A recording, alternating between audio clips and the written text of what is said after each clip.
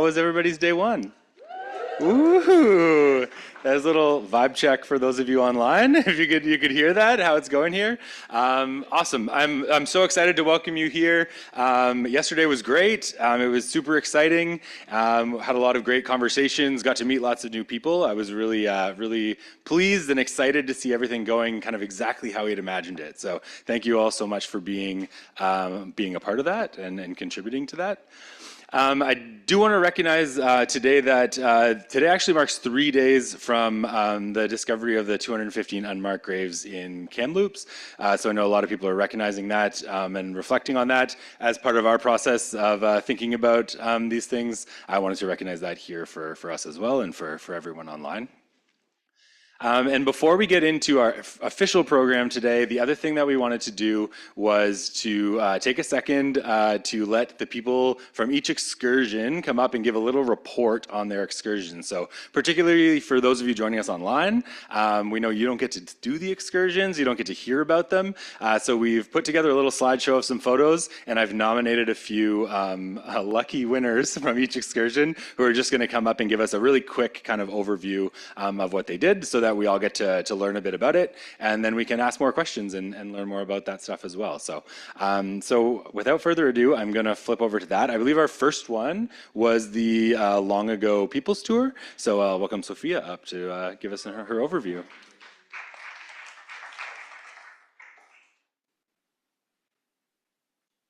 Okay, so for reference, I was voluntold, but it's okay. I do like talking. So, my group went to the Long Ago People's Tour. So it was about an hour out drive. We drove down the Alaskan Highway. We got to experience some bumpy roads, but it was really pretty, and we saw a couple moose, which was cool.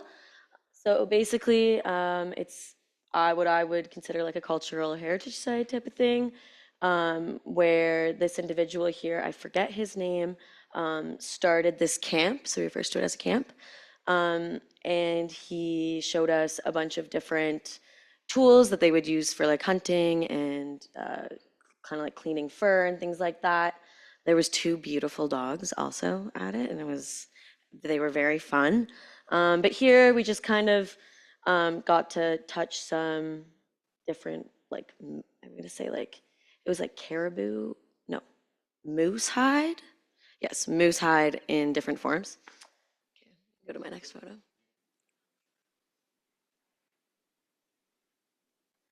Okay, so here he was talking about gopher traps. So you mentioned that in a lot of indigenous cultures, the importance of eagle feathers. But he said that his people, if they would receive an eagle feather, they were cutting off the feather part of it and just keeping the stem to make gopher traps. So he showed us little, kind of like the slip knot trap that they would use, and demonstrated behind him was like a little gopher trail example. So we kind of talked about that, and then I don't know if the next photo's in it, but you can. Oh yeah, so we went. There was another photo of him showing us like a trap, like a hunting trap, which was super cool. But then I forget the name. Aladdle. Okay, it was a game we played. It was it's a stick, a wooden apparatus that people would put on an end of a dart when they were hunting for caribou. So yeah, we just got to practice our hunting throwings, I guess. I had beginner's luck and actually like got it really far, and every other time was awful. So I'm not talented at it. It was just beginner's luck, but we had quite a few people in our group who were able to launch it pretty far, which was super cool to see. But yeah. Thank you. Thank you, Sophia. Next up, we have the Farming North of 60 tour, and I believe Tamara is going to give us her quick overview.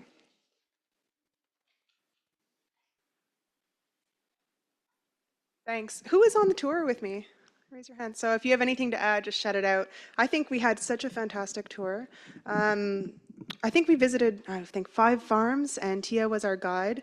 And my big takeaway here is farming north of 60 is, it's really challenging. There's a lot of, these people were quite ingenious, and all of them were doing multiple things to make a living.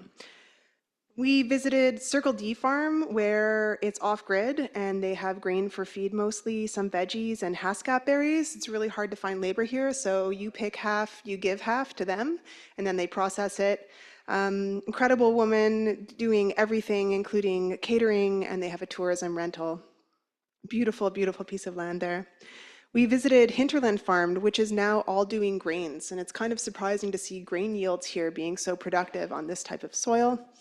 They do value-added processing with a flour mill and premixes for baking, which is available throughout the Yukon, which is very cool. And we tasted their brownies and muffins, which were excellent. And it's a pretty impressively, it's an impressive operation, but only 4 people were working full-time at that farm. There was Yukon Grain Farm, which is really interesting because this is a captured market because of how expensive it is to truck in food. So they provide potatoes and root veggies year-round because they have excellent storage facilities and processing facilities, and they feed through the independent store.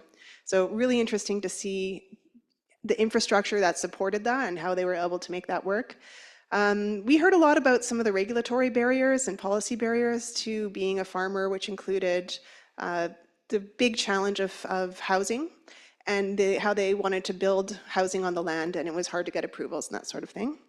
We visited Tia's aunt's place where she has horses and grain and sheep and meat processing and is building a wedding center, and ended up at Tum Tum's Black Gilt Meats, which was meat processing. So overall, if I can say in a nutshell, the challenges are immense. Lack of labor, lack of artificial insemination services in this region, no large animal vets, no tractor technicians, short growing season, and climate change and water is an issue. But there was a huge amount of heart from everyone we met and a huge amount of ingenuity, and it's just interesting how this is a captured market and how there could be more food growing here because of necessity, because of resilience, because if wildfires shut down the highway, you could, you might not have enough food to feed people in the region. So this is also, I just wanted to say, a story of settlement and colonization, because a lot of these farms were through allocated land grants by the government. And so there's a story here also of relationships with indigenous food systems and land, and a lot of interest, I think, by people that were talking about indigenous food sovereignty and that's a growing thing here, but we didn't hear much about it. So it was a great tour. I wish we could have done more, and I wish it could have been also kind of integrated with indigenous food systems.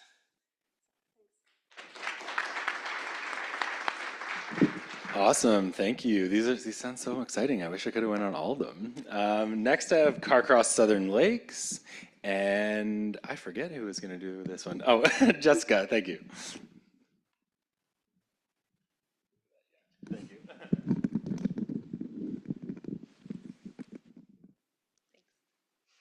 All right, so yesterday we went on the Carcross Southern Lakes tour, provided by Who What Where Tours, and we were fortunate to have the owner, was it Trina? Thank you. As our tour guide, Tina drove us through scenic vista down the Alaska Highway to the Yukon-BC border. On the way, we stopped at the incredible Emerald Lake that you can see here. It's naturally that color because of the calcium that's leached out of the limestone bluffs. Then it was back on the minibus and onto Carcross, where we took an extended break and learned about the gold rush history of the area, saw one of the oldest post offices, had the opportunity to tour around the historic Matthew Wilson General Store and the mini shops that have sort of popped up and feature work of local artisans. Then it was back on the bus and onto the BC-Yukon border, where we took selfies with the signs before returning to Whitehorse, stopping off at the Carcross Desert, not actually a desert, where, prompted by tales of the crazy behavior sometimes seen at the site, including weddings, people on horseback, and streakers, 2 of our crew had a cartwheel race down one of the dunes. When I was watching, it seemed to me that you fell at the same time, and you were both sent sprawling into the sand at the exact same moment. But that's neither here nor there. Then it was back on the bus and back to Whitehorse. Throughout the excursion, we enjoyed breathtaking views, mountains for days, and even caught a glimpse of some far-off Dall sheep, an eagle, and a prize-sized porcupine. Thanks. Awesome, thank you so much. And then last up, we have the Kwanlin Historic Hike, and Sydney's going to give us her rundown, and then we'll get into our opening plenary. Morning, everyone. I'll keep this brief. So we went to the Kwanlin Historic Hike. This was formerly named Miles Canyon. This would have been the rapids where Whitehorse gets its name as well. So we checked out, well, first, if we can move to the next slide just quickly. Oh yes, I did take a photo. In the back there is the suspension bridge, which has recently been redone so that you don't sway with the wind as much. But 10 of us on there at once, you still feel it. We also heard about the many engagements that have taken place on this bridge, and failed engagements as well, was part of the tour. Donna was our guide. She was excellent. She's been a local since the 90s, so she told us a bunch of stories about the region. But for us, it was mostly an excuse to get outside and to hike the 3-kilometer loop to Canyon City, which was a ancestral and then settlement area for the people coming through for the gold rush. So thank you.